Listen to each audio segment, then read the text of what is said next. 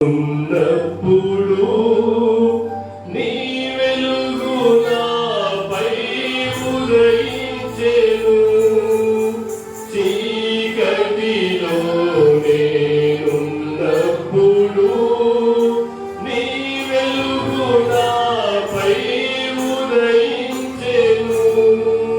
నీలోనే నేను వెలగాలని నీ మహిమ నాలో నిలవాలని, నీలోనే నేను వెలగాలని, నీ మహిమ నాలో నిలవాలని, పరిశుద్ధాత్మ అభిషేకముతో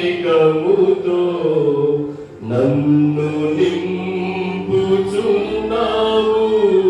నీ రాకడకై. పరిశుద్ధాత్మ అభిషేకముతో నన్ను నింపుచున్నావు నీ రాకడకై. నిరంతరం నీతోనే జీవించాలనే ఆశనన్నిల బ్రతికించుచున్నది. నిరంతరం నీతోనే జీవించాలనే ఆశనన్నిల బ్రతికించుచున్నది. నా ప్రాణేశ్వరా యేసయ్యా, నా సర్వస్వమా యేసయ్యా, నా ప్రాణేశ్వరా యేసయ్యా, నా సర్వస్వమా యేసయ్యా. నిరంతరం నీతోనే జీవించాలనే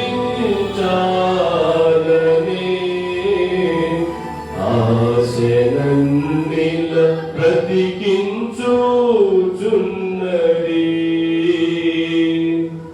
పరిశుద్ధుడైన తండ్రి, ప్రేమ కలిగిన యేసయ్యా, స్తుతులకు పాత్రుడా, స్తోత్రార్హుడా, ఆరాధనకు ఏకైక యోగ్యుడా, పూజార్హుడా, ఈ రీతిగా నిన్ను స్తుతించే ధన్యతనిచ్చావు ప్రభువా, ఈ రీతిగా నిన్ను ఆరాధించే ధన్యతనిచ్చావు ప్రభువా. మా కన్నీటితో నీ పాదాలు తడితే భాగ్యం ఇచ్చావు ప్రభువా, నీకు వందనాలు. ఏమిచ్చి రుణము తీర్చుకోగలమయ్యా? ప్రాణం పెట్టి చీకటిలో నుంచి వెలుగుగా మార్చి నీ రూపాన్ని మాకిచ్చి నరికి వేయబడిన ఈ మొద్దు నుంచి, మూడు వారిపోయిన ఈ జీవితం నుంచి, నిర్జీవమైపోయిన ఈ జీవితం నుంచి, నూతన చిగురు నుంచి ఎదిగి అభివృద్ధి పొంది విస్తరించి ఫలించే రుణమిస్తున్నావు ప్రభా, నీకు వందనాలు. ఏమిచ్చి రుణము తీర్చుకోగలము యేసయ్యా? ఈ లోకంలో నీవు మమ్మల్ని ఉంచినంత కాలం ఈ రీతిగా నిన్ను స్తుతించే భాగ్యం ఇవ్వండి, ఈ రీతిగా నిన్ను ఆరాధించే భాగ్యం ఇవ్వండి. నీవు పిలిచిన మరుక్షణాన నీ ముఖ దర్శనము చేసే భాగ్యము ఇవ్వండి ప్రభువా. దావీదు కోరిన రీతిగా జీవిత కాలమంతయు నీ మందిరములో, నీ నివాస స్థలములో నివసించే భాగ్యము ఇవ్వండి ప్రభువా. యేసు నామములో ఈ ఆరాధనలో కొనసాగుతున్న ప్రతి బిడ్డ జీవిత కాలమంతా నీ మందిరములో, నీ నివాస స్థలములో నివసించుదురుగాక. ఎత్తబడే సార్వత్రిక సంఘములో ప్రతి ఒక్కరి బిడ్డ కూడా నిలుచునుగాక.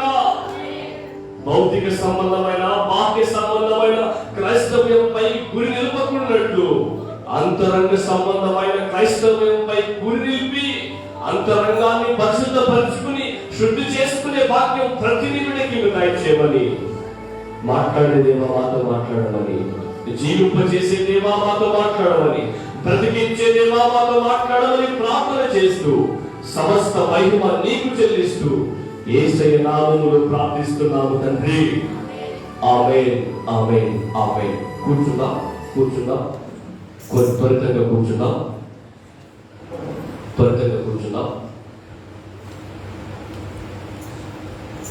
ఈ యొక్క సమయంలో పల్లవి చరణం పాడండి. ఈ లోపల నేను వాక్యం కొరకే వర్తమానం కొరకే సిద్ధపరచబడతాను. పాడు పాడు.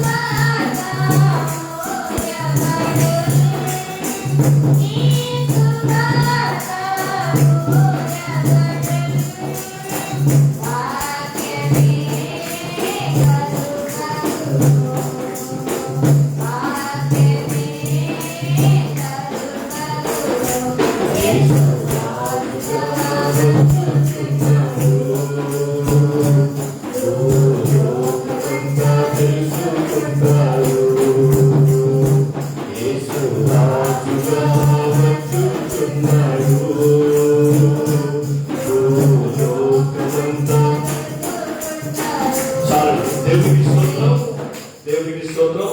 చక్కటి పాట పాడి దేవుని మహిమపరచున. మిమ్మల్ని అందరినీ కూడా దేవుడు దీవించును గాక. దేవుని యొక్క వాక్యంలోనికి త్వరితంగా మనం ముందుకి కొనసాగుదాం. ఈ దిన ఆదివారపు ఆరాధనకు నడిపించబడిన మిమ్ములను మీ కుటుంబాలను దేవాది దేవుడు దీవించి ఆశీర్వదించును గాక. అలాగే కుడి వచ్చిన మీకు అందరికీ కూడా మన రక్షకుడు యేసుక్రీస్తు నామములో పేరు పేరున నా వందనాలు తెలియపరుస్తున్నాను. దేవుడు మిమ్మును మీ కుటుంబాలను దీవించును గాక. దేవుని యొక్క వాక్యంలోనికి వెళ్దాం. దేవుని యొక్క వాక్యంలోనికి వెళ్దాం. సంఘము ఈ యొక్క భూమి మీద నుంచి మధ్యాకాశానికి వధువు సంఘముగా సిద్ధపరచబడి ఎత్తబడిన తర్వాత గొర్రెపిల్ల వివాహ మహోత్సవంలో పాల్గొంటూ ఉన్నప్పుడు భూమి మీద యేసుక్రీస్తు ప్రభువారు మన తండ్రి అయిన దేవుడు 7 సంవత్సరముల యొక్క శ్రమల కాలం దానియేలు 70వ వారం యొక్క కార్యక్రమాన్ని ప్రారంభిస్తాడని మనము ధ్యానం చేస్తూ వస్తున్నాం. 3.5 సంవత్సరం 7 సంవత్సరాలలో 3.5 సంవత్సరం కొన్ని కార్యాలు జరుగుతాయి. అలాగనే రెండవ భాగమైన 3.5 సంవత్సరంలో మరికొన్ని కార్యాలు జరుగుతాయి. అది మనము ధ్యానం చేస్తూ వస్తున్నాం. మొదటి 3.5 సంవత్సరంలో 7 ముద్రలు యేసుక్రీస్తు ప్రభువారి ద్వారా పరలోకంలో విప్పబడుతూ ఉంటాయి. ఒక్కొక్క ముద్ర విప్పబడినప్పుడు రకరకాలైన కార్యాలు ఈ భూమి మీద దేవుని యొక్క ఉగ్రత ద్వారా జరుగుతూ ఉంటుందని. అలాగనే రెండవదిగా ఈ యొక్క 7 ముద్రలు విప్పబడిన తర్వాత దేవాలయం యొక్క యెరూషలేము దేవాలయం యొక్క నిర్మాణము జరుగుతుందని, బలి అర్పణలు ప్రారంభించబడతాయని. ఎందుకు బలి అర్పణలు మరలా ప్రారంభించబడతాయి అని అంటే, దేవాలయం నిర్మాణం చేయబడినప్పుడు ఆ దేవాలయంలోనికి ఆరాధించేవారు సంఘము కాదు. ఎందుకు సంఘము కాదు అనంటే, దేవాలయం నిర్మించబడిన తర్వాత బలి అర్పణలు ప్రారంభించబడిన తర్వాత సంఘము భూమి మీద నుంచి అప్పటికే మధ్యాకాశానికి ఎత్తబడిపోతుంది కాబట్టి ఆ సమయంలో సంఘము భూమి మీద ఉండదు కాబట్టి సంఘము ఆ యొక్క దేవాలయంలోనికి ప్రవేశించదని మనము ధ్యానం చేస్తూ వస్తున్నాం. ఒకవేళ దేవుని చిత్తానుసారంగా దేవుని సంఘాన్ని అప్పటికి కూడా భూమి మీద ఉంచితే సంఘము బలి అర్పించదు, బలి అర్పణలు చేయదు. ఎందుకు అంటే యేసుక్రీస్తు ప్రభువారిని దేవునిగా అంగీకరించిన ఎవరు కూడా ఇప్పుడు కానీ ఎప్పటికైనా కానీ బలి అర్పించాల్సిన అవసరము లేదు. కాబట్టి మరి వీళ్ళెందుకు బలి అర్పణలు ప్రారంభిస్తారు అనంటే, వారు యేసుక్రీస్తు ప్రభువారిని దేవునిగా దైవ కుమారునిగా నేటికి కూడా అంగీకరించలేదు. కాబట్టి వాళ్ళకి మెస్సియా ఇంకా రాలేదు అని భావిస్తూ ఉన్నారు. కాబట్టి లోక రక్షకుడు ఇంకా రాలేదు అని భావిస్తున్నారు. కాబట్టి వాళ్ళు పాత నిబంధనలో ధర్మశాస్త్రంలో ఎటువంటి బలి అర్పణలు అయితే చెల్లించారో, నేటికి కూడా 7 సంవత్సరాల శ్రమల కాలంలో కూడా అదే బలి అర్పణలు ప్రారంభిస్తారని మనము ధ్యానం చేస్తూ వచ్చాం. మూడవదిగా, దేవాలయం నిర్మించబడిన తర్వాత, బలి అర్పణలు ప్రారంభించబడిన తర్వాత దైవ విరోధ మత వ్యాప్తి జరుగుతుంది. దేవునికి విరుద్ధమైన మత బోధలు ఎదురవుతూ ఉంటాయి. నేటికి కూడా ఆ మత బోధలు ఉన్నాయి. అసలు దేవునికి విరుద్ధమైన మతం భూమి మీదకి ఎలా వచ్చింది? నిజ దేవుడైన యేసయ్యను అంగీకరించకుండా లోకాన్ని ఆరాధించే క్రమం మనుషులకు ఎలా పరిచయమైందో నేను మీకు ఒక వారం కూలంకుషంగా ఫాల్స్ రిలీజియన్ భూమి మీద ఎలా స్థాపించబడిందో నేను మీకు తెలియపరిచాను. నాలుగవదిగా, మొదటి అర్ధ భాగంలో, మొదటి 3.5 సంవత్సరంలో, తర్వాత నాలుగవదిగా క్రీస్తు విరోధి అనగా సముద్రము నుంచి బయటకు వచ్చిన క్రూర మృగము. ఆ క్రూర మృగానికి పేరేంటి? క్రీస్తు విరోధి. మరియు క్రీస్తు విరోధికి అలాగనే రష్యా నాయకత్వంలో ఏర్పడిన సంకీర్ణ సైన్యమైన 9 దేశాలకి ఒక భీకరమైన యుద్ధం జరుగుతుందని బైబిల్లో దాన్ని కొంతమంది పండితులు గోగు మాగోగు యుద్ధము అని పిలిచారని మనం ధ్యానం చేశాం. అది గోగు మాగోగు యుద్ధమా కాదా అని కూడా పోయిన ఆదివారం మనము ధ్యానం చేశాం. ఇప్పుడు క్రీస్తు విరోధి వెనకాల ఎన్ని దేశాలు ఉంటాయి? ఎన్ని దేశాలు? 10 దేశాలు. అలాగనే ఆ యొక్క రష్యా నాయకత్వంలో ఏర్పడిన ఆ యొక్క దేశాలు, ఆ యొక్క నాయకత్వం వెనకాల ఎన్ని దేశాలు ఉంటాయి? 9 దేశాలు. ఈ దేశాలన్నీ కూడా ఇజ్రాయిల్ మీదకి వెళ్ళినప్పుడు క్రీస్తు విరోధి ఇజ్రాయిలీలకు సపోర్ట్ చేసి ఇజ్రాయిలీలను గెలిపించి బలి అర్పణలు ప్రారంభిస్తాడని, మీరు దేవాలయం నిర్మించుకోండి అని తెలియపరుస్తాడని మనం పోయిన ఆదివారం ధ్యానం చేశాం. ఇంతటితో 7 సంవత్సరాల యొక్క శ్రమల కాలంలో మొదటి భాగం, మొదటి 3.5 సంవత్సరం అయిపోయింది. మొదటి 3.5 సంవత్సరం అయిపోయింది. ఏం జరిగాయి మొదటి 3.5 సంవత్సరం? సార్ చెప్పండి. 7 ముద్రలు విప్పబడతాయి. తర్వాత దేవాలయము నిర్మాణం జరుగుతుంది. బలి అర్పణలు ప్రారంభించబడతాయి. మూడవదిగా దైవ విరోధ మత వ్యాప్తి జరుగుతుంది. దేవునికి విరుద్ధమైన మత వ్యాప్తి జరుగుతుంది. అలాగుననే క్రీస్తు విరోధికి తనకు సపోర్ట్ గా ఉన్న 10 రాజ్యాలతో ఇజ్రాయేలీలకు సపోర్ట్ చేసి ఆ రష్యా నాయకత్వంలో ఉన్న 9 రాజ్యాలతో ఒక భీకరమైన యుద్ధం జరుగుతుంది అని మనం జ్ఞాపకం చేసుకున్నాం. యుద్ధం జరిగిన తర్వాత ఆ యుద్ధంలో ఇజ్రాయేలీలు గెలుస్తారు. ఇజ్రాయేలీలు గెలిచిన తర్వాత దేవాలయం కట్టుకోవడానికి పర్మిషన్ వస్తుంది. ఇప్పుడు వాళ్ళందరికీ నాయకుడు ఎవరు? క్రీస్తు విరోధి. వాళ్ళందరికీ నాయకుడు ఎవరు? క్రీస్తు విరోధి. ప్రారంభంలో మంచి వాడికి కనిపిస్తూ దేవుని, మీరు ఏ దేవుని అయితే నమ్ముకున్నారో ఆ దేవుని ఆరాధించుకోండి, మీరు ఏ క్రమాన్ని అయితే పెట్టుకున్నారో ఆ క్రమం ద్వారా ఆ దేవుని ఆరాధించండి అని పర్మిషన్ ఇచ్చి, తరువాత 3.5 సంవత్సరం యొక్క అర్ధ భాగంలో ఏం చేయబోతున్నాడు, ఏం జరగబోతుంది అనేది ఈ దినము మనము ధ్యానము చేయబోతున్నాం. ఈ వాక్య భాగం చదవండి. ఎవరైనా ఈ వాక్య భాగం చదవండి. దానియేలు ప్రవచన గ్రంథం 9వ అధ్యాయం 27వ వచనం. త్వరితగా చదవండి, జాగ్రత్తగా వినండి. అతడు 1 వారమునకు అనేకులకు నిబంధనలను స్థిరపరచును. 1 వారం ఎన్ని రోజులు? 7 సంవత్సరాలు. ఎన్ని సంవత్సరాలు? 7 సంవత్సరాలు. తర్వాత అర్ధవారములకు బలిని నైవేద్యమును. అర్ధవారం అంటే 3.5 సంవత్సరం. తర్వాత హేయమైనది నిలుచు వరకు నాశనము చేయవాడు వచ్చును. నాశనము చేయవానికి రావలెనని నిర్ణయించిన నాశనం ముగించే వరకు ఇలాగున జరుగును. రైట్. ఇప్పుడు మనకు ఆ రెండవ భాగం ఎన్ని సంవత్సరాలు? 3.5 సంవత్సరం. ఇప్పుడు 9వ అధ్యాయం 27 వచ్చిన ప్రకారం. అలాగే ప్రకటన గ్రంథం 13వ అధ్యాయం 5వ వచనం చదవండి. 3.5 సంవత్సరం మనం చూసాం. దాన్ని మనం నెలల్లో మాసములలో చూస్తాం. చదవండి.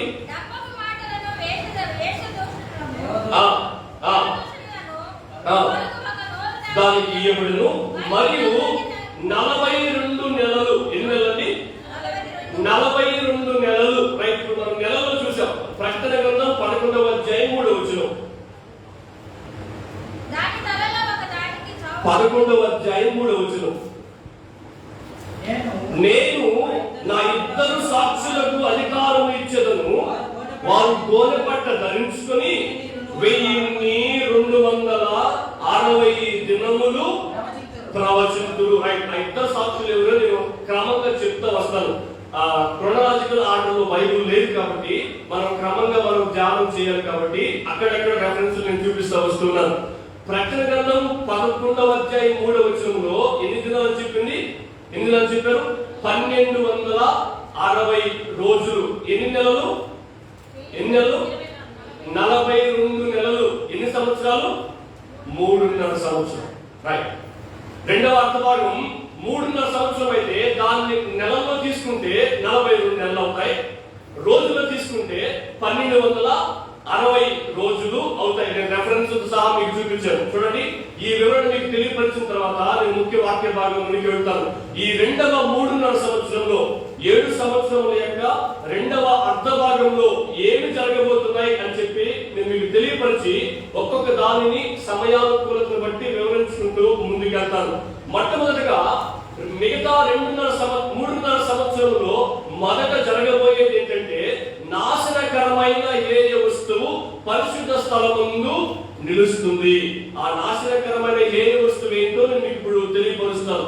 రెండవదిగా అబద్ధ ప్రవక్త, ఫాల్స్ ప్రాఫెట్ మనుగడలోనికి వస్తూ ఉంటాడు. నేను వాక్యం తెలియపరుస్తూ ఒకసారి నేను సాటానిక్ ట్రినిటీ, సాతాను యొక్క తత్వం గురించి మీకు చెప్పాను. సాతాను యొక్క తత్వం ఏంటి? తత్వం అంటే ఎంతమంది? ముగ్గురు. ఇప్పుడు మనము దేవునితో పోల్చుకుంటే తత్వం అని ఎవరంటే మనం తండ్రి, కుమారుడు, పరిశుద్ధాత్ముడు. అవునా? యెహోవా దేవుడు, యేసుక్రీస్తు దేవుడు, పరిశుద్ధాత్మ దేవుడు. వీరిని ఏమంటాం? త్రిత్వము అని అంటాం. అలాగుననే సాతానికి కూడా ఒక త్రిత్వం ఉంది.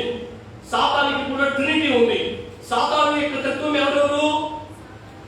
సాతాను, నువ్వు, నేను. సముద్రంలో నుంచి వచ్చిన క్రూరమృగము, ఆ సముద్రం నుంచి వచ్చిన క్రూరమృగం పేరేంటి? క్రీస్తు విరోధి. రెండోది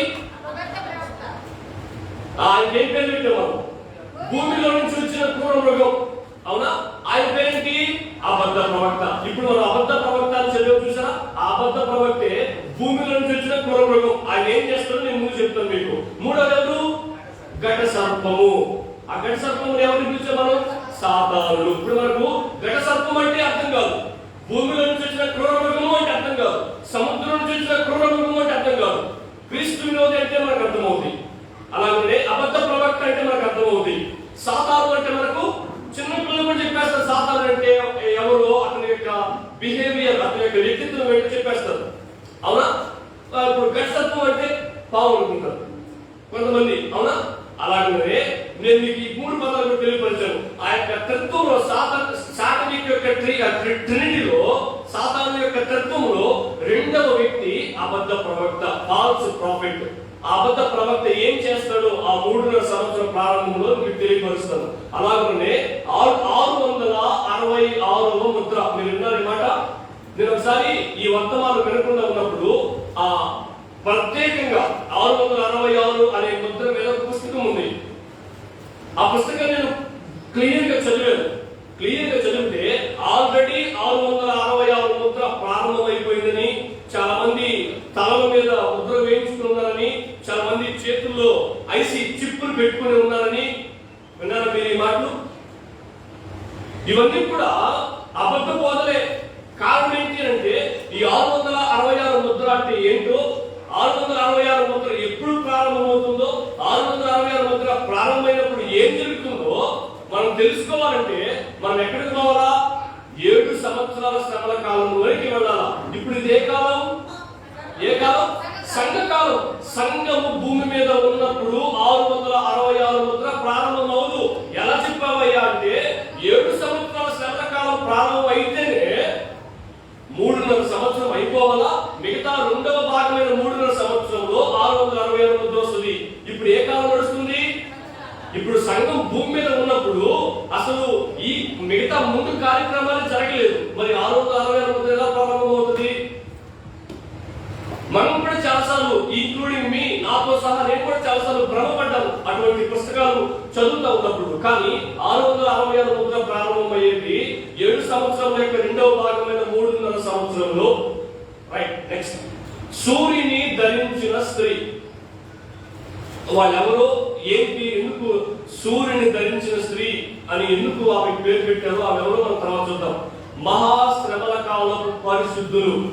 7 సంవత్సరాల యొక్క శ్రమల కాలంలో కూడా అక్కడ చూడండి, మహాశ్రమల కాలంలో యొక్క పరిశుద్ధులు అని రాయబడింది. వాళ్ళు ఎవరో నేను తెలియపరుస్తారు.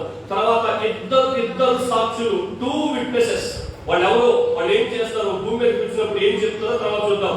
తర్వాత 7 బూరలు ఊదబడతాయి. తర్వాత 7 పాత్రలు ఉంటాయి. తర్వాత హర్మగిద్యోను యుద్ధము. నేను ముందుగా చెప్పాను, హర్మగిద్యోను యుద్ధం రాబోతుందని. రైట్, ఈ 9 కార్యాలు రెండవ భాగమైన 3.5 సంవత్సరంలో జరుగుతాయి. రైట్, ఒక్కొక్క దాని గురించి మనము ధ్యానం చేస్తా వస్తాం. మొట్టమొదటి ఏంటి? నాశనకరమైన హేయ వస్తువు పరిశుద్ధ స్థలమందు నిలువబెట్టబడుతుంది. ఎప్పుడండి నాశనకరమైన హేయ వస్తువు పరిశుద్ధ స్థలం ముందు ఎప్పుడు నిలబెట్టబడుతుంది? ఎప్పుడండి? మహాయుద్ధము జరిగిన తర్వాత, ఇజ్రాయేలీలు గెలిచిన తర్వాత, దేవాలయం నిర్మించబడిన తర్వాత, బలి అర్పణలు ప్రారంభించబడిన తర్వాత, దైవ విరోధ మత వ్యాప్తి జరిగిన తర్వాత ఏం జరుగుతుంది? నాశనకరమైన హేయ వస్తువు అక్కడ ఉంచబడుతుంది. ఎక్కడ?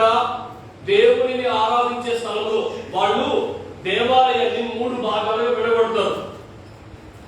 మొదటి భాగము అతి పరిశుద్ధ స్థలమని, రెండవ భాగము పరిశుద్ధ స్థలమని, మూడవ భాగము బలిగా అర్పించే స్థలమని 3 భాగాలుగా డివైడ్ చేసి వాళ్ళు ఆరాధన క్రమాన్ని కొనసాగించుకుంటుంటారు. అయితే మొదటి భాగమైన అతి పరిశుద్ధ స్థలంలో ఒక ప్రతిమను ఉంచడం, ఒక విగ్రహాన్ని ఉంచడం, ఒక బొమ్మని ఉంచడం జరుగుతుంది. ఆ బొమ్మ ఎవరి రూపముతో చేయబడింది అంటే క్రీస్తు విరోధి యొక్క రూపముతో చేయబడింది. యేసుక్రీస్తుని యూదులు అంగీకరించకపోయినా ఈ మాటను బాగా నమ్ముతారు. ఏ మాట అంటే, మొదటి నుంచి దేవునికి, వారు నమ్ముతున్న యెహోవా దేవునికి, తండ్రి అయిన దేవునికి విగ్రహ ఆరాధన అంటే అసహ్యం. ఏ మనిషిని పూజించకూడదు, ఏ మనిషి దేవుడు కాదు, ఏ మనిషి దైవంతో సమానం కాదు. మనం ఆరాధిస్తే యేసయ్యనే, యెహోవా దేవుణ్ణే ఆరాధించాలి అని వారి యొక్క ప్రగాఢమైన నమ్మకం. అది 7 సంవత్సరాల శ్రమల కాలంలో కూడా వారు గట్టిగా నమ్ముతారు. హల్లెలూయా. అందుకని వాళ్ళు విగ్రహ ఆరాధన చేయరు, విగ్రహ ఆరాధన జోలికి వెళ్ళరు. ఇప్పుడు ఆ యొక్క క్రీస్తు విరోధి తన యొక్క విగ్రహాన్ని అతి పరిశుద్ధ స్థలంలో ఉంచాడంటే అది ఏ ఆరాధన అవుతుంది? అది ఏ ఆరాధన అవుతుంది? విగ్రహ ఆరాధన అవుతుంది. అప్పుడు వాళ్ళు, ఆ యూదులు ఆరాధించడానికి లోనికి వెళ్ళిన వారందరూ కూడా ఆ యొక్క క్రీస్తు విరోధిని వ్యతిరేకించడం జరుగుతుంది. క్రీస్తు విరోధిని వ్యతిరేకించడం జరుగుతుంది. ప్రభుత్వం వారు, గవర్నమెంట్ వారు మనకు ఒక ఆర్డర్ పాస్ చేశారు అనుకోండి, గవర్నమెంట్ ఆర్డర్ జీవోని పాస్ చేశారు అనుకోండి, మనం అందరం ఏం చేయాలి? దానిని అమలు పరిచి తీరాల్సిందే. వాళ్ళు ఏం చెప్తే అది చేయాల్సిందే. ఎందుకని? వాళ్ళకి మనం అందరం కలిసి, ప్రజాస్వామ్య దేశం కాబట్టి మనం అందరం కలిసి వాళ్ళకి ఏమి ఇచ్చాం? రైట్స్, అధికారులు, హక్కు ఇచ్చాం. మమ్మల్ని అందరినీ మీరు పరిపాలించండి అని చెప్పి, మీ అందరి మేలు కొరకే ఇదిగో ఈ ఆర్డర్ అని చెప్పి తీసుకొచ్చిన తర్వాత మనం అందరం ఏం చేయాలి? ఖచ్చితంగా చచ్చినట్టు వాళ్ళు చెప్పిన పని చేసి తీరాల్సిందే. ఒకవేళ మేము చెయ్యము అంటే ఏమవుతాం? శిక్షకు అర్హులమవుతాం. శిక్షకు అర్హులమవుతాం. అదే ఆలోచన విధానాన్ని, అదే పద్ధతిని వాక్యంలోకి తీసుకొద్దాం. యేసుక్రీస్తు ప్రభువారు తన యొక్క గవర్నెన్స్ ద్వారా, తన యొక్క అధికారం ద్వారా, బైబిల్ ద్వారా సేవకుల నుంచి కొన్ని ఆజ్ఞలు మనకిస్తూ ఉంటాడు, కొన్ని హెచ్చరికలు మనకిస్తూ ఉంటాడు, కొన్ని కట్టడలు మనకిస్తూ ఉంటాడు, కొన్ని నిబంధనలు నియమాలు మనకిస్తూ ఉంటాడు. వాటిని మనము పాటించకపోతే, వాటిని మనము అమలుపరచకపోతే, వాటిని మనము పొందుకోకుండా, పూజ తప్పకుండా చేయకపోతే మనం దేనికి అనుగుణమవుతాం? శిక్షకు అనుగుణమవుతాం. దేనికి అనుగుణమవుతాం? శిక్షకు అనుగుణమవుతాం. ఈ 7 సంవత్సరాల యొక్క శ్రమల కాలంలో ఎవరైతే దేవుని వాక్యానికి వ్యతిరేకంగా బ్రతికారో, ఎవరైతే యేసుక్రీస్తు ప్రభువాన్ని అంగీకరించకుండా ఉన్నారో, ఎవరైతే సార్వత్రిక సంఘములో, ఎత్తబడే సంఘములో ఉండకుండా మహాశ్రమల కాలంలో విడవబడ్డారో వారందరినీ దేవుడు శిక్షించబోతున్నాడు. ఎలా దేవుడు శిక్షించబోతున్నాడు అంటే డైరెక్ట్ గా శిక్షించుడు. డైరెక్ట్ ఇండైరెక్ట్ అంటే ఏంటి? నువ్వు నా మాట లేదు, డైరెక్ట్ గా నేను వచ్చి చెప్పలేదు పడడం, డైరెక్ట్ గా శిక్షించడం. అలా కాకుండా ఎవరికో చెప్పి వాళ్ళ చేత శిక్షించడం ఇండైరెక్ట్. 7 సంవత్సరాల శ్రమల కాలంలో దేవుడు డైరెక్ట్ గా శిక్షించకుండా, దేవుడు డైరెక్ట్ గా రంగంలో దిగకుండా ఎవరెవరినో వాడుకొని నేటికి చూడండి. ఆనాడు ఇశ్రాయేలీయులు దేవునికి లోబడలేదు. పాత నిబంధన కాలంలో బబులోనీయులను పంపించాడు, సిరియను పంపించాడు, అశ్షూరీయులను పంపించాడు, ఐగుప్తీయులను పంపించాడు, మాదీ పార్సీకులను పంపించాడు, గ్రీకులను పంపించాడు, రోమీయులను పంపించాడు. వాళ్ళందరూ ఇశ్రాయేలీయులకు వ్యతిరేకులు, శత్రువులు. వాళ్ళందరినీ ఇశ్రాయేలీయుల మీదకి పంపించింది ఎవరు? దేవుడే. ఇప్పుడు మీరు చదువుతారు. వాళ్ళందరి చేత ఇశ్రాయేలీయులను శిక్షించింది ఎవరు? దేవుడే. 22 లక్షల మంది కంటే పైగా ఐగుప్తు నుంచి బయటకు వచ్చిన ఇశ్రాయేలీయులు అరణ్యంలో సమాధి అయిపోవడానికి గల కారణం ఏంటి? వారు దేవుని మాటకు అవిధేయత చూపి శిక్షకు కారకులయ్యారు. దేవుడు వారిని డైరెక్ట్ గా శిక్షించలేదు. 2 మాత్రమే ఆ కనాను భూమిలోనికి వెళ్ళగలిగారు. అర్థమవుతుందా మీకు ఈ మాటలు? దేవుడు 7 సంవత్సరాల శ్రమల కాలంలో కూడా డైరెక్ట్ గా దిగడు. ఎప్పుడు డైరెక్ట్ గా రంగంలో దిగుతాడంటే చివరి భాగంలో యేసుక్రీస్తు ప్రభు వారు సెకండ్ కమింగ్ అంటాం కదా మనం, 2వ రాకడలో. దాన్ని మన బైబిల్ పరిభాషలో ద్వితీయ ఆగమనం అంటారు. ఈ 7 సంవత్సరాల శ్రమల కాలం అయిపోయిన తర్వాత ముగింపులో చివరిలో యేసు ప్రభు భూమి మీద అడుగు పెట్టబోతున్నాడు. దేవునికి మహిమ కలుగును గాక. దేనికి ఆమేన్ అంటే తెలుసా? అలాగే జరగాలి. మనుషులను సరిపోయాలి. అలా చెప్తారు. యేసుక్రీస్తు ప్రభు వారు భూమి మీద అడుగు పెట్టేది యూదా గోత్రపు సింహంగా. ఎందుకు సింహంతో పోల్చాడు అంటే, సింహము క్రూరమైనది, దయా దాక్షిణ్యము లేనిది, కనికరము లేనిది, జాలి లేనిది, నిర్దాక్షిణ్యంగా ఎవరినైనా ఏ జంతువునైనా వేటాడి చంపేస్తుంది. అటువంటి స్వభావంతో యేసుక్రీస్తు ప్రభు వారు మహా ఉగ్రుడుగా ఈ భూమి మీద అడుగు పెట్టబోతున్నాడు. ఎందుకంటే మహాశ్రమల కాలంలో కూడా మారిన వారు చాలా మంది ఉంటారు. ఈ 9 పాయింట్లు మీకు చెప్తా ఉంటే మీకు అంత వివరంగా అర్థమవుతా వస్తాయి. మహాశ్రమల కాలంలో ఉదాహరణకి ఈ అతి పరిశుద్ధ స్థలం మీద ప్రతిమను పెట్టాం. ఇప్పుడు ఒక్కొక్క గవర్నమెంట్ ఉంది. మన భారతదేశానికి ఒక గవర్నమెంట్ ఉంది. భారతదేశం లోపలికి వస్తే ఆ ఒక్కొక్క రాష్ట్రానికి ఒక గవర్నమెంట్ ఉంది. అవునా? అమెరికాకి ఒక గవర్నమెంట్ ఉంది, రష్యాకి ఒక గవర్నమెంట్ ఉంది, చైనాకి ఒక గవర్నమెంట్ ఉంది. అలాగే ఒక్కొక్క దేశానికి ఒక గవర్నమెంట్ ఉంది. క్రీస్తు విరోధి ప్రత్యక్షమైన తర్వాత, ఆ యొక్క యుద్ధం జరిగిన తర్వాత, దేవాలయం నిర్మాణం కావించబడి బలియర్పణ ప్రారంభించబడిన తర్వాత, తన విగ్రహం నిలిపిన తర్వాత ప్రపంచమంతటికి ఒకే మతం, ప్రపంచమంతటికి ఒకే దేవుడు. ఎవడైనా? అవును, ప్రపంచమంతటికి ఒకే దేవుడు. క్రీస్తు విరోధి. ప్రపంచమంతా ఒకే ప్రభుత్వం, క్రీస్తు విరోధి ప్రభుత్వం. ప్రపంచమంతటికి ఒకే నాయకుడు. ట్రంప్ అని, గింపని, ఇంకొక ఆయన వచ్చి మధ్య జో బైడెన్, ఆయనని, జగన్ అని, ఎవరుండో ఒకే ఒక్క నాయకుడు. క్రీస్తు విరోధి. ఒకే ఒక్క మతం, క్రీస్తు విరోధి మతం. ఒకే ఒక్క దేవుడు, క్రీస్తు విరోధి.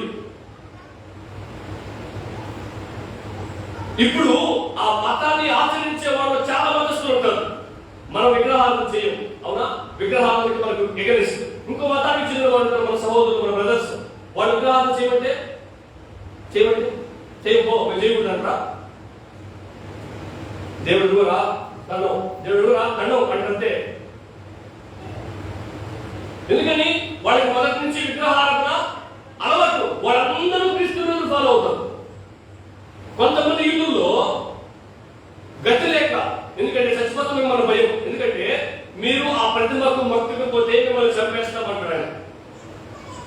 ముందు సమయంలో చెప్పాను కదా మీకు, ఏమని అక్కడ 5వ పాయింట్ చూసి చూడండి, మహాశ్రమల కాలపు పరిశుద్ధులని వారు హతసాక్షులు అయిపోతారు.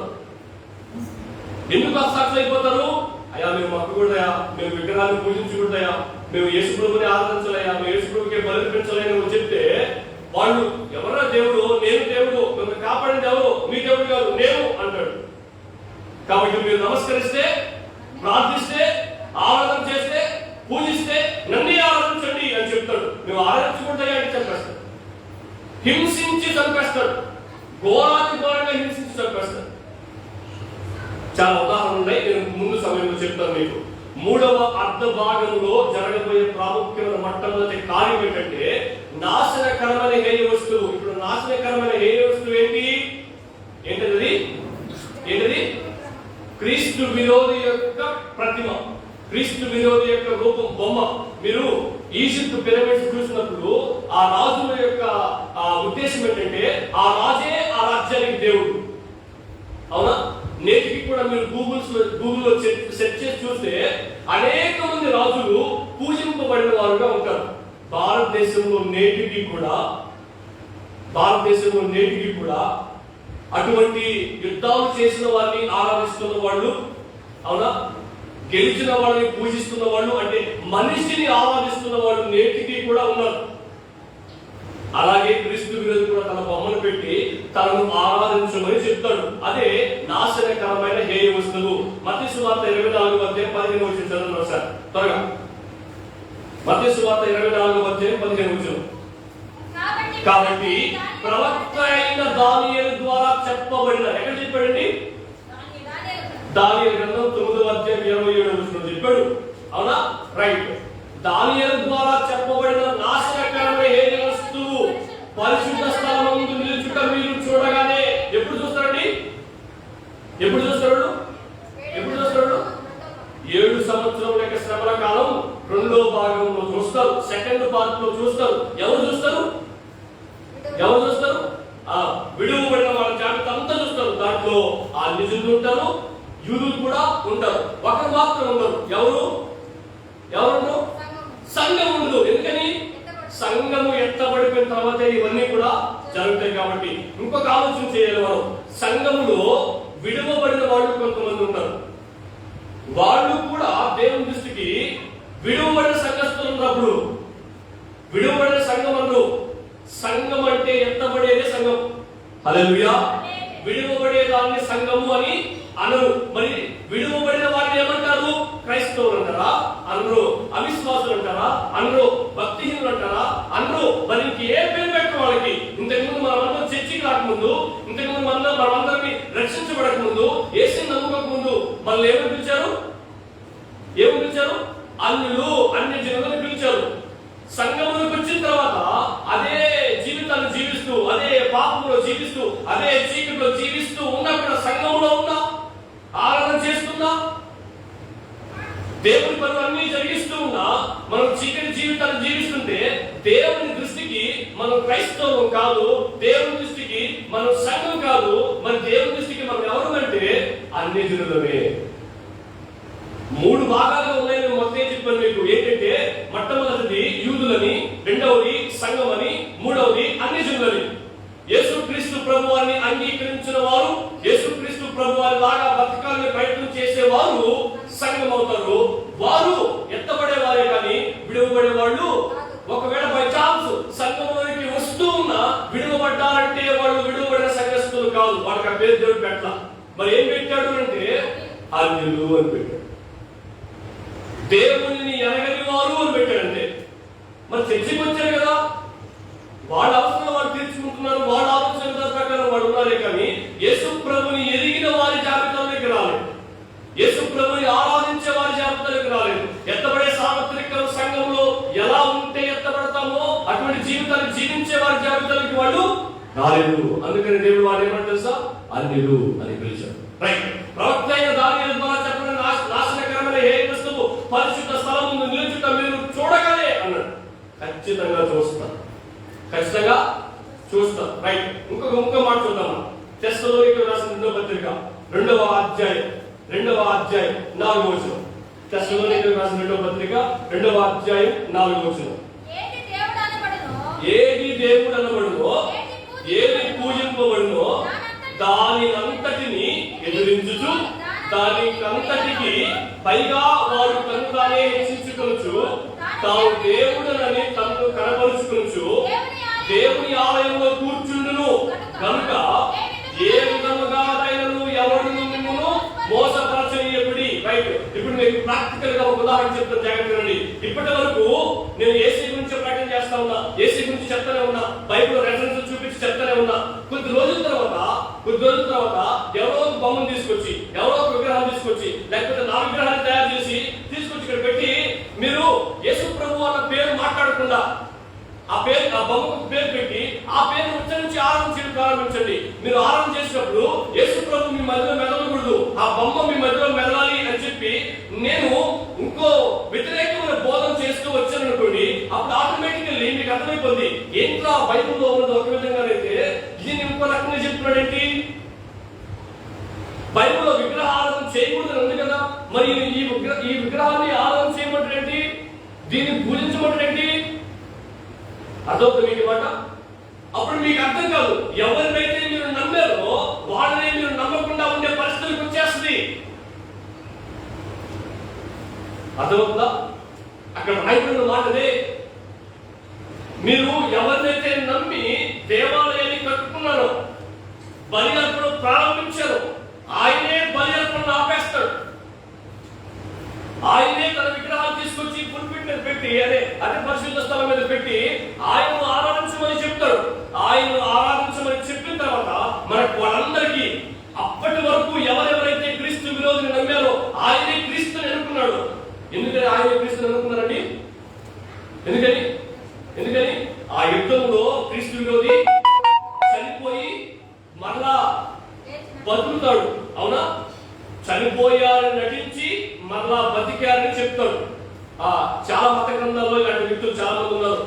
చనిపోయి బ్రతికిన వారు చాలా మంది ఉన్నారు. తన చిటికి నీళ్ళు కట్టైన తర్వాత ఒంట్లో రక్తం అంతా బయటకు వెళ్ళిపోద్ది. అప్పుడు ఆయన చనిపోయి తిరిగి బ్రతికాడని తన రక్తాన్ని చిందించడం చాలా మంది నమ్ముతారు. ఆ వ్యక్తుల పేరు ఇప్పుడు దేనికి రైట్ మనం ముందుకెళ్దాం. చూడండి, ఏది దేవుడు అనబడునో, ఏది పూజించబడునో దానినంతటినీ ఎదురించుచు. ఇప్పటి వరకు మీరు దేనైతే నమ్మారో, ఇప్పటి వరకు మీరు దేనైతే ఆరాధించారో దానిని ఎదురించుతూ దానికంతటికి పైగా వాడు తన్ను తానే హెచ్చించుకున్నాడు. పెట్టుకోండి, ఈ రోజుల్లో అటువంటి విగ్రహాలను చాలా మంది చాలా విషయాలు జరుగుతూ ఉంది. ఒకే ఒక్క మాటలో చెప్పేస్తాను సమయం కొడుకుని బట్టి. ఎప్పుడైతే యేసు ప్రభుని కాకుండా, ఈవెన్ ఇంక్లూడింగ్ మీ, యేసయ్యను కాకుండా నన్ను నేను కనపరుచుకునే ప్రయత్నం ఎప్పుడైతే చేస్తానో, యేసయ్యను పక్కన పెట్టి చాలా మంది చూడండి టీవీలో సాక్ష్యాలు చెప్తా ఉంటారు. అయ్యగారు ప్రార్థన చేశాడు, నాకు బాగైంది. నేను మా చర్చిలో ఉన్నప్పుడు నాకు బాగా అవునా, అయ్యగారు చర్చికి పోవడం ద్వారా నాకు బాగైంది. మీ చర్చిలో ఎవరున్నారు? అయ్యగారు చర్చిలో ఎవరున్నారు? ఇప్పుడు ఆ మహిమ, ఆ హెచ్చింపు, అగ్రత, క్రెడిట్ అంతా ఎవరికి వెళ్ళింది? అయ్యగారికి వెళ్ళింది. పైన అయ్యగారికి వెళ్ళా. ఎందుకని? అయ్యగారు తనను తాను కనపరిచే ప్రయత్నం చేస్తున్నాడు. లోపల ఉంటాడు, వాడు డ్యాన్స్ చేస్తుంటాడు. నిన్ను పొగడతాడు అంతే కదా, ఎవరు పొగుడుతుంటే కదా. మనిషికి స్వతహాగా తనను తాను కనపరుచుకోవాలి, తనకు తాను గుర్తింపును పొందుకోవాలి, తనను పొగిడితే విని సంతోషించాలని కోరిక ఉంది. కానీ క్రైస్తవుడిగా మనం కుమారుడిని యేసుక్రీస్తు ప్రభువుని చూసుకుని నేర్చుకోవాల్సిన విషయం ఏంటి తెలుసా? ఎప్పుడు కూడా సంఘానికి కానీ, సమాజానికి కానీ, ఎవరికైనా కానీ మనం పనిచేస్తూ మనం కనపరుచుకోకుండా దేవుని కనపరిచే వారికి మనం ఉండాలి. హల్లెలూయా. నేటికి కూడా విగ్రహారాధన జరుగుతూనే ఉంది. ఫ్యాన్ ఇస్తాం, ఫ్యాన్ మన పేరు రాస్తాం. అవునండి, చదవకపోతే ఫీల్ అవుతాం, చెప్పకపోతే ఫీల్ అవుతాం, పిలవకపోతే ఫీల్ అవుతాం. ఒక మాట చెప్పనా, నిన్ను పిలవకపోతే ఆ వేసే పిలుస్తాడండి. హల్లెలూయా. చెప్పు, ఏది కావాలి? పిలవడం కావాలా, ఆడ పిలవడం కావాలా? పరలోకంలో అందరూ తరతరాల నుంచి పరిశుద్ధులుగా పిలువబడుతున్న వాళ్ళందరూ కూడా పరలోకంలో ఉంటే వారందరి ముందు, అంతకంటే ముందు ఇంకో సన్నివేశం చెప్తానండి. ఆడను పరలోకపు ద్వారం ఎదుట నిలిచి ఉండగానే సింహాసనాశీనుడు యేసే సింహాసనం దిగి ఇక్కడికి వచ్చేస్తాడు. హల్లెలూయా. అది కావాలా? ఇక్కడ కాలికి పేరు తప్పించుకోవడం కావాలా? ఆలోచించండి. తనను తాను కనపరుచుకునే ప్రయత్నం నేటికి కూడా చేస్తూనే ఉన్నారు. దానిని విగ్రహారాధన అంటారు. దాన్ని ఏమంటారు? విగ్రహ. పక్క మాటలు చెప్పాను నేను. బయట ముందుకెళ్దాం. తన్ను తాను హెచ్చించుకొనుచు, తాను దేవుడనని తన్ను తాను కనపరుచుకొనుచు. మొత్తం బైబిల్ సిద్ధాంతాలు అంతా మారిపోయి తానే దేవుడనని కనపరుచుకుంటూ దేవుని ఆలయంలో కూర్చుంటాడు. అతను మీకు మాట ఎవరు కూర్చుంది? క్రీస్తు విరోధి కూర్చుంటాడు. అటువంటి తన యొక్క రూపాన్ని, తన యొక్క ప్రతిమను కూర్చోబెడతాడు. కనుక ఏ విధముగానైనను ఎవడును మిమ్మును మోసపరచనీయుడి. మీరు ఇప్పుడు ఈ మాట చెప్పారా? బాగా పాడమ్మా, బాగా ప్రార్థన చేసావమ్మా, బాగా పరిచయం చేసావమ్మా, బాగా దేవసేవ చేస్తున్నావమ్మా, నీ వల్ల ఈ కార్యంలో జరిగిందమ్మంటే అయ్యా నా పేరు కాదు, నా వల్ల అనుకోండి. ఏసీ లేకపోతే నేను ఎక్కడున్నాడండి? ఏసీ యువకుడు నేను చేయగలండి, ఏసీ యువకుడు నేను చేయగలండి. కాబట్టి నన్ను కాదు మీరు కనపరచాల్సింది, మనం అంతా కలిసి ఏసీని కనపడదాం అని అన్నావు ఎప్పుడైనా? నన్ను పిలవలేదండి, నా పేరు చెప్పలేదండి. ఇక్కడ చూడండి, ఎవడును మిమ్మును మోసపరచనీయకుడి అని దేవుని యొక్క వాక్యం రాయబడి ఉంది. ముఖస్తుతి చేసే సేవకులు, ముఖస్తుతి చేసే పెద్దలు, ముఖస్తుతి చేసే నాయకులు చాలా మంది ఉంటారు. ఎందుకంటే నీతో పని కాబట్టి. పనిని బట్టి పుట్టే ప్రేమ అది అవసరం మాత్రమే. వాక్యం సెలవిస్తుంది, ఎవడును మిమ్మును మోసపుచ్చనీయకుండా జాగ్రత్తగా చూసుకోండి. ఇప్పుడు అక్కడ అక్కడ చూడండి, ప్రత్యక్ష గుడారం యొక్క టెంపుల్ అక్కడ ఉన్నది మనం గమనించండి. మీరు క్రీస్తు విరోధి తన విగ్రహాన్ని దేవాలయంలో ఉంచి సర్వలోకము తనను ఆరాధించినట్లుగా ప్రజలు బలవంతం చేస్తాడు. ఎందుకు బలవంతం చేస్తాడు? మేము ఆరాధన చేయకూడదయ్యా అంటారు వాళ్ళు. అలా విగ్రహాన్ని ఆరాధన చేయకూడదయ్యా, విగ్రహారాధన పాపం, ఈ లోకంలో దేని రూపంలో నువ్వు చేసుకోకూడదని, దానికి సాగిలపడకూడదని, దాన్ని నమస్కరించకూడదని, పూజించకూడదని నిర్గమకాండంలో దేవుడు ధర్మశాస్త్రం ఇచ్చినప్పుడు ఆజ్ఞలో మొట్టమొదటి ఆజ్ఞనిచ్చాడయ్యా అని చెప్తాడు. హల్లెలూయా. ఆయన అయినా బలవంతం చేస్తాడు. బలవంతం చేస్తే కొంతమంది అంగీకరిస్తారు, కొంతమంది అంగీకరించరు. అంగీకరించని వాళ్ళని ఆ క్రీస్తు విరోధి చంపించేస్తాడు. ఇప్పుడు చంపించేస్తున్నారండి. ఉదాహరణకు ప్రశ్న అడుగుతాను మిమ్మల్ని. యేసుక్రీస్తు ప్రభు వారిని మీరు ఆరాధించబాకండి, ఇదిగో ఈ విగ్రహాన్ని ఆరాధించండి, ఇదిగో ఈ ప్రతిమను ఆరాధించండి అని మీతో చెప్పారనుకోండి, మీరేమంటారండి? మీరేమంటారు? కొంతమంది డబ్బులు ఇచ్చేసి ఆరాధన చేసేస్తారు, ఎవరు చూడటం లేదు. కొంతమంది కొద్దిగా ముందుకు విశ్వాసాలు ఉన్నారనుకోండి, బైబిల్ గురించి తెలిసిన వాళ్ళు ఉన్నారనుకోండి, వాళ్ళు ఏం చేస్తారు? అయ్యా బైబిల్లో ఉంది, యేసు ప్రభు చెప్పాడు, మేము ఇటువంటి వాటిని ఆరాధన చేయకూడదు అని చెప్తారు. ఆ చెప్తున్న వెంటనే మనం శిక్షిస్తారా? మనల్ని చంపేస్తారా? ఇప్పుడు చంపేస్తారా? ఇంతకుముందు మనం అందరం కూడా క్రైస్తవం కాదు, వేరే మతానికి చెందిన వాళ్ళని, అవునండి. అప్పుడు మనం యేసుని నమ్ముకున్నాం, వాళ్ళందరూ ఇప్పుడు మనం కూడా చంపేశారా? ఎందుకని? నేటి దినాల్లో దేవుని యొక్క కాపుదల, దేవుని యొక్క కంచె, దేవుని యొక్క సంరక్షణలో మనం కొనసాగుతున్నాం కాబట్టి ఎవరు మనల్ని ఏం చేయలేరు. ఆ రోజు దేవుడు సైడ్ అయిపోయి శత్రువుకు పర్మిషన్ ఇచ్చేస్తున్నాడు. ఆ శత్రువు పేరేంటి? క్రీస్తు విరోధి. క్రీస్తు విరోధికి పర్మిషన్ ఇచ్చేసి నువ్వు పోయి వాడిని చంపేకో అని చెప్పేస్తున్నాడు. ఇంకెవరు కాపాడుతాడు? కాపాడాల్సిన తల్లిదండ్రులే పక్కకి జరిగేస్తే ఇంకెవరిని మనల్ని కాపాడేది? కాపాడాల్సిన దేవుడే మనం చేయి విడిచిపెట్టేసి శత్రువుకి, క్రీస్తు విరోధికి పర్మిషన్ ఇచ్చేస్తే మనల్ని ఎవరు కాపాడుతాడు? ఎవడు మనల్ని కాపాడలేడు. అందుకని అప్పుడు ఏం చేస్తాడు తెలుసా? క్రీస్తు విరోధి ఈజీగా వాళ్ళని చంపేస్తాడు. మొట్టమొదటి మనం చూసాం, నాశనకరమైన హేయ వస్తువు పరిశుద్ధ స్థలం మీద నిలువ పెట్టబడుతుంది. రెండవది చూద్దాం, ప్రకటన గ్రంథం 11వ అధ్యాయం 13వ అధ్యాయం 11వ వచనం నుంచి 5వ వచనం వరకు చదువు. మరియు భూమిలో నుండి మరి ఒక క్రూర మృగము పైకి వచ్చుట చూచితిని. భూమిలో నుండి పైకి వచ్చే క్రూర మృగం పేరేంటి? అబద్ధ ప్రవక్త, ఫాల్స్ ప్రాఫెట్.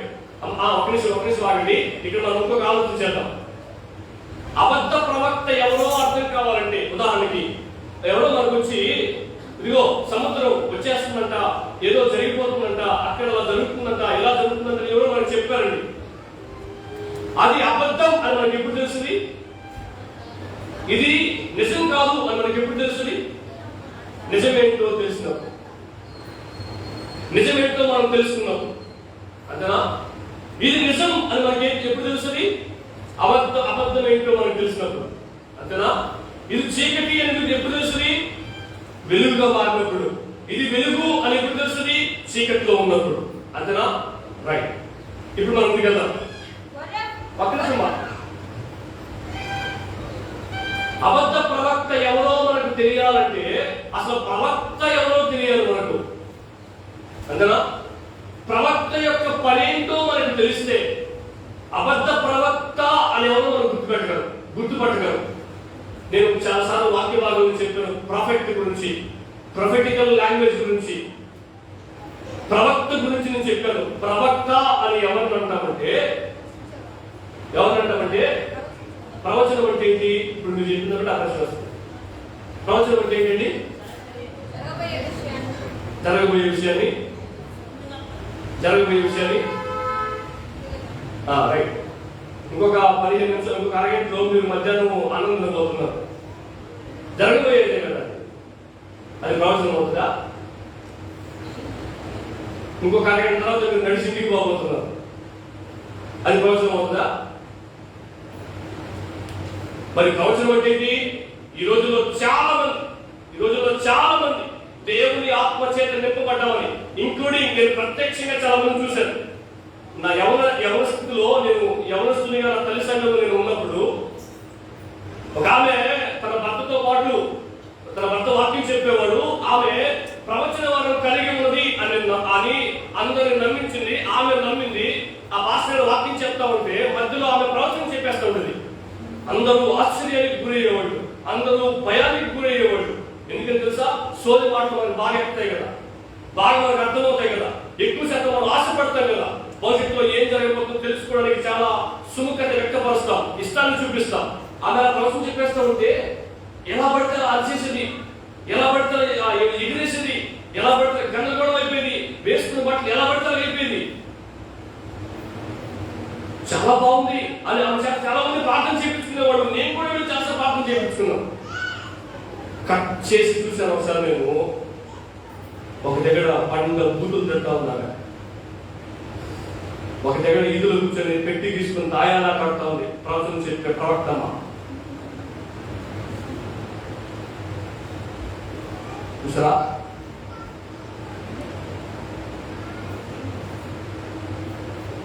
ప్రవచనం అంటే ఏంటి తెలుసా? దేవుడు తన ప్రజలకి ఏదైతే చెప్పాలి అని అనుకుంటున్నాడు, తన మనిషి ద్వారా, ఆయన పేరు ప్రవక్త, ఆయన చెప్పేది ప్రవచనం. దేవుని వర్తమానాన్ని దేవుని ప్రజలకు జరగబోయేదాన్ని చెప్పడమే ప్రవచనం. జరగబోయేదాన్ని, దేవుని వర్తమానం జరగబోయేదాన్ని దేవుని ప్రజలకు చెప్పేవాడే ప్రవక్త. దేవుడు చెప్పకుండా చాలా మంది ఆ కాంగ్రిగేషన్ కూర్చున్న వాడిని మోసం చేసే ప్రక్రియ చేస్తూ తనలో దేవుడు ఉన్నాడని, తన ద్వారా దేవుడు ఏదో చెప్తున్నాడని నమ్మించడానికి చేసే ప్రయత్నంలో ఎన్నో తప్పటడుగులు వేస్తూ ఉంటారు. మ్యాజిక్లు చేస్తారు చాలా మంది, జిమ్మికలు చేస్తారు చాలా మంది. నేను లైవ్ లో ఓపెన్ గా మీకు చెప్తున్నాను. ఒకసారి పాస్టర్ గారు మా దగ్గరకు వచ్చాడు. వచ్చినప్పుడు వాకింగ్ చెప్తా ఉన్నాడు. ఇదిగో నా ముందు కూర్చో ఉన్నావు, పచ్చచీర పెట్టుకుని ఉన్నావు. కళ్ళు మూసుకుని ఉన్నప్పుడు దేవుడు నీకు పచ్చచీర చూపించాడు, పేరు చూపించలా?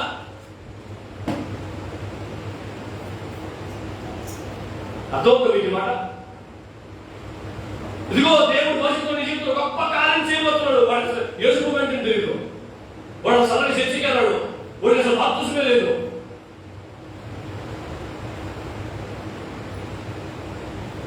దేవుడు చెప్పని దానిని చెప్పేవాడు ఫాల్స్ ప్రాఫిట్, అబద్ధ ప్రవక్త. దేవుడు చెప్పిన దానిని, జరగబోయే దాన్ని దేవుని ప్రజల యొద్దకు తీసుకుని వచ్చేవాడు ప్రవక్త. రైట్. ఇప్పుడు దీనికి మనం పేరు పెట్టాం, అబద్ధ ప్రవక్త అని పేరు పెట్టాం. అంటే అర్థమేంటి? దేవుడు చేయమన్నవి చేయడినా, దేవుడు చెప్పమన్నవి చెప్పడినా మరి ఇంకేదో చెప్తాడు. ఏం చెప్తాడు, ఎవరికి సహాయం చేస్తాడో మనం దేవునికి వాక్యం చూద్దాం. భూమిలో నుండి మరి యొక్క క్రూర మృగం పైకి వచ్చుట చూచితిని, గొర్రెపిల్ల కొమ్ము వంటి 2 కొమ్ములు దానికి ఉండెను. ఏ కొమ్ములు? దేనితో పోల్చాడు? ఎందుకు గొర్రెపిల్లనే పోల్చాడు? సంఘానికి ఒక ఇమాజినేషన్ ఉంటుంది. ఏమని తెలుసా? యేసుక్రీస్తు ప్రభువారిని ఇదిగో లోక పాపమును మోసుకొని పోవు దేవుని గొర్రెపిల్ల అని ఆయన గొర్రెపిల్లని కాదు అర్థం. ఆ స్వభావం కలిగిన, ఆ వ్యక్తిత్వం కలిగిన క్యారెక్టర్ ఆయనకు ఉంది అర్థం. గొర్రెపిల్లకు ఎటువంటి స్వభావం అయితే ఉంటుందో ఆయనకు కూడా అదే స్వభావం ఉంటుంది అని అర్థం. ఇక్కడ ఒక మాట రాయబడి చూడండి. గొర్రెపిల్ల కొమ్ము వంటి 2 కొమ్ములు దానికి ఉండెను అని రాయబడి ఉంది. గొర్రెపిల్ల లాగా ఉంది కానీ గొర్రెపిల్ల కాదు. ఇక్కడ ఇమేజ్ చేయలేదు కానీ, బొమ్మ వేయలేదు కానీ మీకు చూస్తే బాగా అర్థమవుతుంది. పైకి గొర్రెపిల్ల మొహం వేసుకుంటారు, మాస్క్ వేసుకుంటారు, కానీ లోపల చాలా క్రూరత్వం, తోడేలు స్వభావం ఉంటుంది. మనం కన్న బిడ్డలైతే ఆ భాష మీకు తెలుస్తుంది, ఆ బాధ ఏంటో తెలుస్తుంది. మనం సువార్త ప్రకటించి చాలా మంది సులువుగా ద్వేషించేస్తారు, సులువుగా అసహించేసుకుంటారు, సులువుగా ఇబ్బంది పెడతా ఉంటారు, సులువుగా అని చేస్తూ ఉంటారు. పైకి ఎదిగి రాలేరు, పైకి ఎక్కి రాలేరు, డెవలప్ కాలేరు, ఆత్మ సంబంధంగా ఎదగలేరు, దేవుడి గురించి తెలుసుకోలేరు, దేవుడి గురించి ప్రకటించలేరు. దేనికంటే తెలుసా? కన్న బిడ్డలు కాదు కాబట్టి. కన్న బిడ్డలైతే ఎదుగుతుంటే సంతోషిస్తారు, ఎక్కువస్తుంటే సంతోషిస్తారు, యేసయ్య గురించి తెలుసుకుంటుంటే సంతోషిస్తారు, యేసయ్య గురించి సంతోషంగా కష్టపడి శ్రమించి త్యాగపూరితంగా సేవ చేస్తుంటే సంతోషిస్తారు. ఈ రోజుల్లో ఒక వ్యక్తి యేసు ప్రభు గురించి తెలుసుకుంటే సంతోషించే వాళ్ళకంటే బాధపడే వాళ్ళు చాలా మంది. ఎందుకంటే నాకు అయిపోద్దేమో, నా కుర్చీ ఆక్రమించేస్తారేమో అన్న ఆలోచన. చదువులో ఒక మాట ఉంది, పంచే కొద్దీ చదువు పెరుగుతుంది, పంచే కొద్దీ ఆస్తి తరుగుతుంది. దేవుని వాక్యం కూడా అంతే. ప్రకటించే కొద్దీ, నేర్పించే కొద్దీ, పంచే కొద్దీ అనేక మంది రక్షణలోనికి నడిపించేస్తుంది. హల్లెలూయా. కానీ నేటి దినాల్లో క్రైస్తవ్యం అలా లేదు. బాధాకరమైన విషయం, క్రైస్తవ్యం అలా లేదు. రైట్, దాని గురించి మనం పక్కన పెడదాం. గొర్రెపిల్ల కొమ్ము అంటే 2 కొమ్ములు దానికి ఉండెను, అది ఘట సర్పము వలె. ఘట సర్పం ఎవరు? సాతాను. ఇప్పుడు ప్రవక్త ఎవరి మాటలు మాట్లాడాలా? దేవుని మాటలు, యేసయ్య లాగా మాట్లాడాలా. ప్రవక్త యేసయ్య మాటలు చెప్పాలా. కానీ ఇక్కడ ఘట సర్పమైన సాతాను మాటలు మాట్లాడుతున్నారంటే వాళ్ళు ప్రవక్త కాదు, అబద్ధ ప్రవక్త. ఎందుకని? సాతాను పోలి నడుస్తున్నాడు కదా, సాతాను మాటలు మాట్లాడుతున్నాడు కదా. గుర్తుపెట్టుకోండి, చాలాసార్లు యేసయ్యను నమ్ముకో, దీవించబడిపోతావు, నువ్వు బాప్తిసం తీసుకోమని పర్లే, రక్షించబడిపోయిన పర్లే, దేవుడు మాట్లాడిపోయిన పర్లే, దేవుడు లోపలిపోయిన పర్లే, 10 అంతస్తులు కట్టేస్తావు, ఏదో ఒకరు ఇచ్చేయి అంటారు. మనం సంతోషంగా ఇచ్చేస్తాం. ఉదాహరణకు మీరు ఆలోచన చేయండి, విఆర్సీ ఇక్కడ చాలా మీటింగ్స్ జరుగుతాయి. పొలోమని చెమట వచ్చి కష్టపడి సంపాదించిన సంపాదన అంతా మూట కట్టుకొని ఆడ గురిగిచ్చేస్తాం, ఆడ దేవుడు ఉన్నాడని. కానీ చర్చిలో పావగా కూడా సందా చేయవు. ఆడకి వేలు దానదత్తాలు చేసేస్తాం. నువ్వు పుడితే నీకు పుట్టినరోజు పండుగ చేసేది ఈ చర్చి, నీకు పెళ్లి చేసేది ఈ చర్చి, నువ్వు సస్తే నువ్వు బూట్స్ పెడితే చర్చి. కానీ ఈ సంఘం ద్వారా మనము ఎదుగుతూ, అంటే ఈ చర్చిలో గడ్డి మేసి పక్కింతో పాలించుంటుంది. విషయం అర్థమవుతుందా మీకు? చాలా మంది క్రైస్తవులు తమను ఇలాగే మోసపుచ్చుకుంటున్నారు. కారణం ఏంటి తెలుసా? సంఘము యొక్క విలువ తెలియకుండా సాతాను వలె మాట్లాడడం ప్రారంభించారు. ఆ మాటలు మనకు బాగా జీర్ణించుకుంటాయి, బాగా అర్థమవుతాయి, బాగా సంతోషాన్ని ఇస్తాయి, బాగా ఆశలు రేకెత్తిస్తాయి. భ్రమపరిచే మాటలు అవి. మనల్ని మనం మోసం చేసుకోకూడదు. ఇదిగో నువ్వు రూపాయి కానుక ఇవ్వకపోయినా పర్లే, నీ మనసు మార్చుకో, బాగుపడతావు నువ్వు. అది వాస్తవం. నీ జీవితాన్ని మార్చుకో. పైకి నువ్వు భక్తి కలిగిన వ్యక్తిగా ఉంటున్నావా, పైకి క్రైస్తవునిగా ఉంటున్నావా, అది కాదు, నీ అంతరంగాన్ని మార్చుకో. ఇది కొద్దిగా కఠినంగానే ఉంటుంది, కానీ వెనక్కి చెప్పి నీకు చాలా మేలు చేస్తుంది. హల్లెలూయా. చాలా మంది కఠినంగా మాట్లాడితే అడగతారని, పలకరని, రాకుండా ఉంటారని, మొహం ఎత్తుకుంటారని పక్షవాతం వచ్చిన అలా మాట్లాడు. అప్పుడు నువ్వు మోసం చేసినా కాదా? పలికినా పలకపోయినా, చూసినా చూడకపోయినా, తిప్పుకున్నా తిప్పకపోయినా, వందనాలు పెట్టినా పెట్టకపోయినా, దేవుడు చెప్పమన్నది ఖచ్చితంగా సంఘానికి నీకు చెప్పి తీరాల్సిందే. హల్లెలూయా. రైట్, మనం ముందుకు 12వ వచనం. అది ఆ మొదటి క్రూర మృగమునకున్న అధికారపు చేష్టలన్నీ దాని ఎదుట చేయుచున్నది, మరియు చావు దెబ్బ తగిలి బాగుపడి ఉన్న ఆ మొదటి మృగమునకు భూమియు దానిలో నివసించు వారందరూ నమస్కారం చేయనట్లు బలవంతం చేయుచుంది. మీకు అర్థం మాట నేను మళ్ళా చదువుతాను, మీరు వాక్యాన్ని గమనించి అర్థం చేసుకునే ప్రయత్నం చేయండి.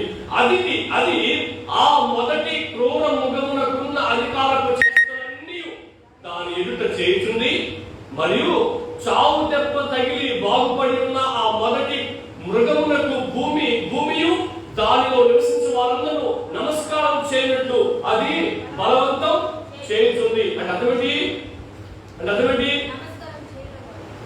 అర్థమేంటి? ఏ ప్రతిమ అయితే, ఏ రూపమైతే అది పరిశుద్ధ స్థలంలో ఉంచబడిందో ఆ ప్రతిమకు నమస్కారం చేయమని బలవంతం చేస్తుంది. ఎవరు? అబద్ధ ప్రవక్త. ఎవరండి? అబద్ధ ప్రవక్త. క్రీస్తు విరోధిని ఆరాధించమని, క్రీస్తు విరోధిని పూజించమని కొన్ని సూచక క్రియలు, మహత్కార్యాలు చేసేస్తుంది. ఏం చేస్తుందో మనం చూద్దాం, దేవుని వాక్యంలో చూద్దాం. అది ఆకాశం నుండి భూమికి మనుషుల ఎదుట అగ్ని దిగవచ్చినట్లుగా గొప్ప సూచనలు చేస్తుంది. ఎందుకండి అగ్నిని దిగొచ్చేటట్లు చేశాడు అబద్ధ ప్రవక్త? ఎందుకు చేశాడండి? పాత నిబంధనలో ఆకాశం నుంచి అగ్నిని భూమి మీద దించిన వారెవరు? ఎవరండి? ఏలియా. ఎవరండి? ఏలియా. ఆకాశం నుంచి భూమి మీదకి మహా గొప్ప ప్రవక్త, భూమి మీదకి అగ్నిని దించిన వాడు ఏలియా. అటువంటి సూచక క్రియలు వీరు ఆశిస్తున్నారు. ఒకసారి వాక్యం చదవండి, మత్తయి సువార్త 16వ అధ్యాయం 1వ వచనం 2వ వచనం చదవండి. అప్పుడు పరిసయ్యులను సద్దుకయ్యులను వచ్చి ఆయనను శోధించుటకు ఆకాశం నుండి ఒక సూచక క్రియను తమకు చూపుమని ఆయన అడిగగా. ఎందుకు అడిగారు? మెస్సియా రక్షకుడు లోకంలోకి వచ్చిన తర్వాత వాళ్ళకి కొన్ని సూచనలు కనబడతాయన్న ప్రవచనాలు బైబిల్లో ఉన్నాయి. అందుకని వాళ్ళు ఏమడిగారు?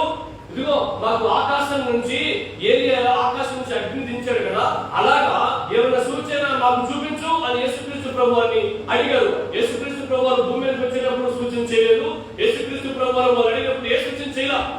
అందుకని వాళ్ళు యేసుని అంగీకరించాల. నేటికి కూడా యూదుల యొక్క అభిప్రాయం ఏంటంటే మెస్సీ వచ్చేటప్పుడు ఆకాశంలో సూచనలు కనబడతాయి అన్న ఆశ, ఆలోచన, నమ్మకం. అందుకని వాళ్ళు ఆ మాటలు అడిగారు. ఆ దానిని క్యాష్ చేసుకుని అబద్ధ ప్రవక్త ఏం చేస్తున్నాడు తెలుసా? ఆకాశం నుంచి అగ్నిని భూమికి దించేస్తున్నాడు. ఒకసారి మీరు ఆలోచించండి. ప్రవక్త అయిన ఏలియాకి సాధ్యమే. ఎందుకని? ప్రవక్త అయిన ఏలియాకి దేవుడు తోడుగా ఉన్నాడు. ఇక్కడ విగ్రహం పెట్టారు, ఆరాధించమని బలవంతం చేస్తున్నారు. వీళ్ళకి దేవుడు సపోర్ట్ చేస్తారా?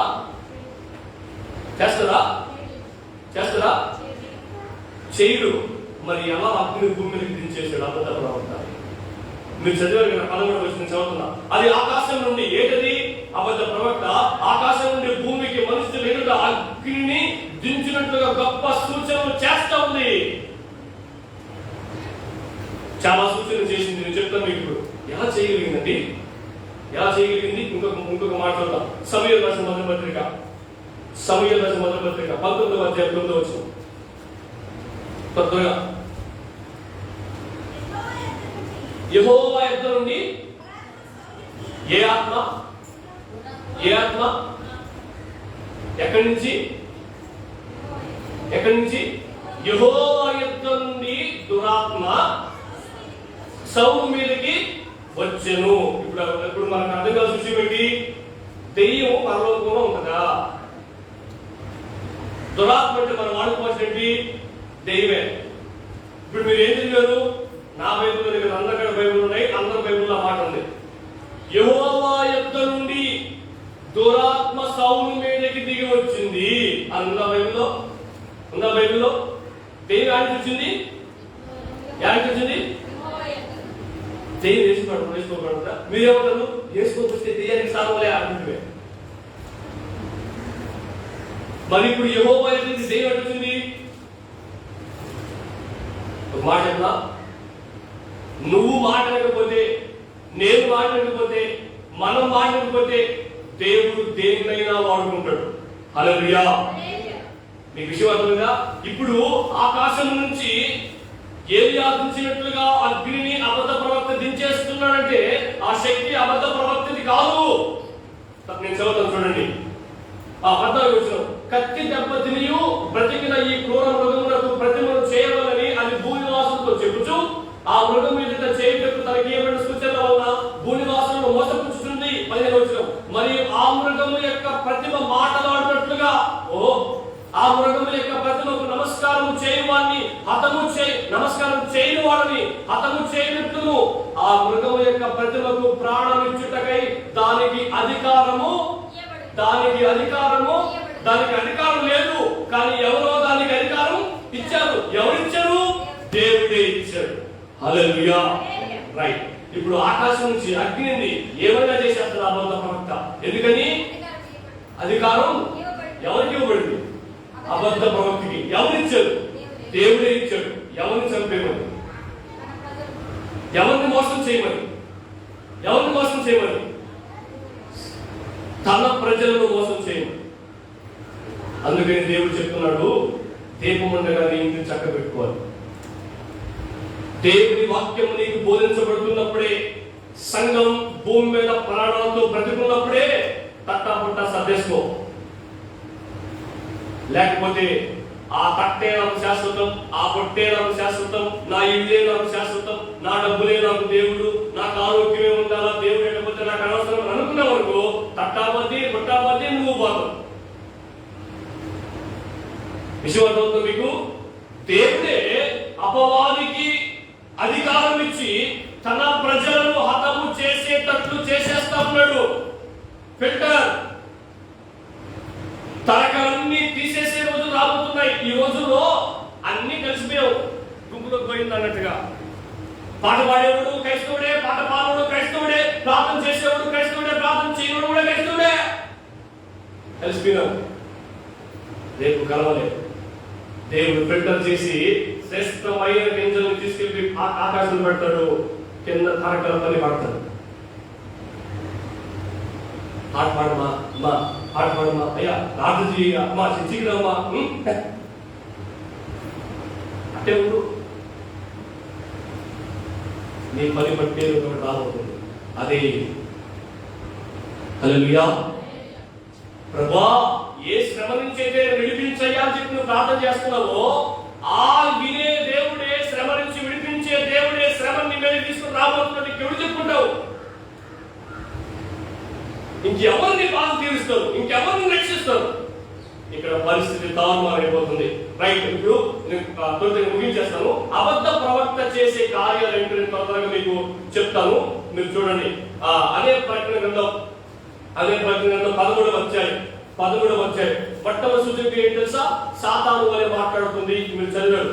తర్వాత క్రీస్తు విరోధ చేష్టలు చేస్తుంది అని చదివారు. ఏంటి ఆ చేష్టలు అంటే 5వ వచనం చదువుతున్నాను. డంబముగా మాట్లాడుతూ దేవదోషణలు పలుకుతా ఉంది, దేవుని దూషిస్తా ఉంది, ఆయన నామమును ఆయన గుడాలను పరలోక నివాసాలను కూడా దూషిస్తా ఉంది, పరిశుద్ధులతో యుద్ధం చేసేస్తా ఉంది. ఎందుకు యుద్ధం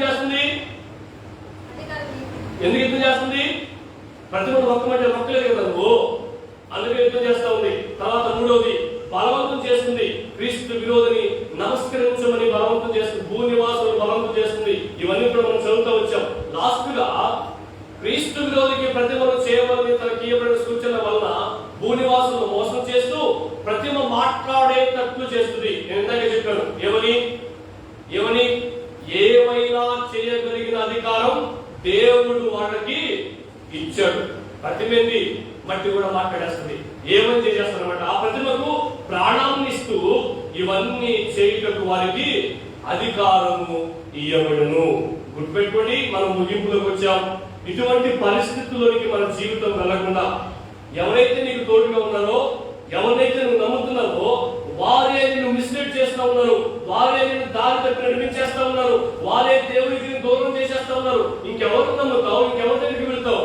దేవుడే సైడ్ అయిపోయి వాళ్ళందరినీ నీ మీదకు రెచ్చగొట్టి పంపించేశాడు. మరి ఇంకెవరు చెప్పుకుంటావు? ఇంకెవరు బతిమాలుతావు? ఇంకెవరిని క్షమించి అడుగుతావు? క్షమించమని అడిగే సమయం ఒకటి ఉంది. సంఘం భూమి మీద బతుకున్నప్పుడు మాత్రమే. వన్స్ సంఘం భూమి మీద నుంచి తీయబడిందా, క్షమించమన్నా కుదరదు, ఈ ఒక్కసారి కుదిరేయన్నా కుదరదు, ఇంక ఏం చేసినా కుదరదు. విడువబడిన వాడు శిక్షకు పాత్రుడు. ఒకవేళ కాదనుకుంటున్నావా? ఇప్పుడే మోకరించు, తల ఉంచు, కళ్ళు మూసుకో, ప్రార్థన చేయి. త్వరితంగా తల ఉంచు, కళ్ళు మూసుకో, ప్రార్థన చేయి. ఎవరు కూడా మౌనంగా ఉండద్దు. నేడు అనే సమయం ఉన్నప్పుడే, ఈ వాక్యం చాలాసార్లు వింటావు, నేడు అనే సమయం ఉన్నప్పుడే నీ జీవితాన్ని దేవుడికి అప్పగించేసే. సమయం దాటిందా, నీ చేతిలో అవకాశం వెళ్ళిపోయిందా, ఇంకేం చేయలేవు. సాధారణ శక్తి లేదు, కానీ దేవుడే సాధారణ శక్తి ఇస్తాడు. దేవుడే సాధారణకి అధికారం ఇచ్చి నీ మీదకి పంపించేస్తాడు. ఏం చేయలేవు. తీర్మానం చేసుకో. ఏదైనా శ్రమల కాలంలో నీవు ఉండకుండా ఉండాలంటే నాశనకరమైన ఏ వస్తువు చర్చిలోకి వచ్చేస్తుంది, పరిశుద్ధులు ఉండే స్థలంలోకి వచ్చేస్తుంది. మరి ఎక్కడికి వెళ్ళి వేసేది నమ్ముకుంటా, వేసేది ఆనందిస్తాం. తీర్మానం చేసుకో. ఏసయ్యా, అటువంటి ప్రతికూలు మా జీవితం రాకుండా ఉన్నట్లు కృప చూపించిన ప్రభా, కృప చూపించిన ప్రభా. పరిశుద్ధమైన తండ్రి, ప్రేమగా యేసయ్యా, ఎంతమంది బిడ్డలైతే ఈ యొక్క 7 శ్రమకాలం యొక్క 2వ అర్థభాగాన్ని చూసుకున్నారు, వారందరూ కూడా తండ్రి అటువంటి పరిస్థితులకు వెళ్ళకుండా ఎత్తబడి సార్వత్రిక సంఘం ముందులాగా కృప చూపించండి. నేడే సమయం ఉన్నప్పుడు వాళ్ళ మనసులు మార్చుకొని ఈ లోకం అశాశ్వతమని తనని నమ్మకుండా, ఉన్న బలాన్ని నమ్మకుండా, ఉన్న సౌందర్యాన్ని నమ్మకుండా, ఉన్న అధికారాన్ని నమ్మకుండా, ఉన్న ఆస్తిపాస్తులు నమ్మకుండా, ఉన్న టాలెంట్స్ నమ్మకుండా నిన్ను నమ్మే వాక్యం వారి దయచేసి ప్రార్థిస్తూ యేసయ్య నామములో ప్రార్థిస్తున్నాం తండ్రి. ఆమేన్, ఆమేన్. దేవునికి స్తోత్రం.